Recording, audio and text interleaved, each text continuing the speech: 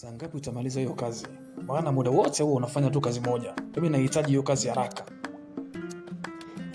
Hapana bosi, sio muda mrefu sana namaliza. Si unajua umeme ulikuwa unasumbua bosi wangu. Hapa ndo namalizia tu kumaliza ile faili, muda sio mrefu bosi na kukabidhi kazi. Sawa, nimekuelewa. Naomba ujitahidi uimalize leo hii.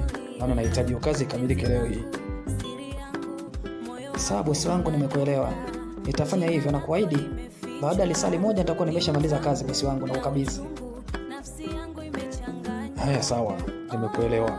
Uwe na kazi njema. Jitahidi umalize leo. Asante bosi wangu, nashukuru. Muda sio mrefu namaliza kazi. Bosi, nilichelewa kidogo. Ila tayari nimeshamaliza kazi na nimeshakutumia katika email yako bosi. Sawa, nimekuelewa. Ila uwe unajitahidi sana kuchangamsha mikono. Unajua kabisa uwe unakuwa na majukumu mengi sana ofisini. Vizuri sana, kama umeshamaliza kazi basi ni vizuri sana. Nashukuru sana bosi kwa kunielewa. Vipi, sijui kuna kazi nyingine natakiwa nifanye? Kwa sasa hapana, ila kuna kazi nitakutumia katika email yako. Nahitaji uweze kuifanya vizuri sana.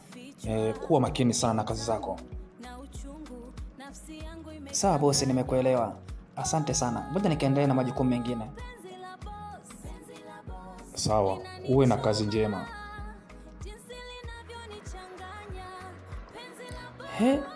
Kulikoni bosi? Mbona umeingia chooni kwangu tena? Hakuna Andrea. Kwani kuna ubaya wote mimi kuingia chooni kwako? Tatizo liko wapi hapo?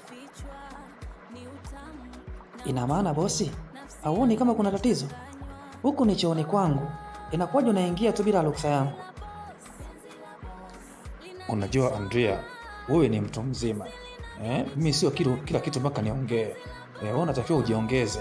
Hebu jiongeze basi Andrea, wewe ni mtu mzima. Kitu gani ambacho uelewi hapo?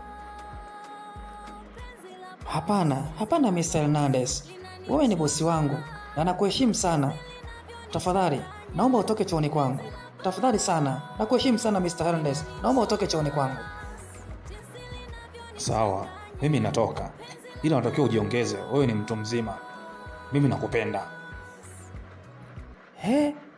Unasemaje bosi?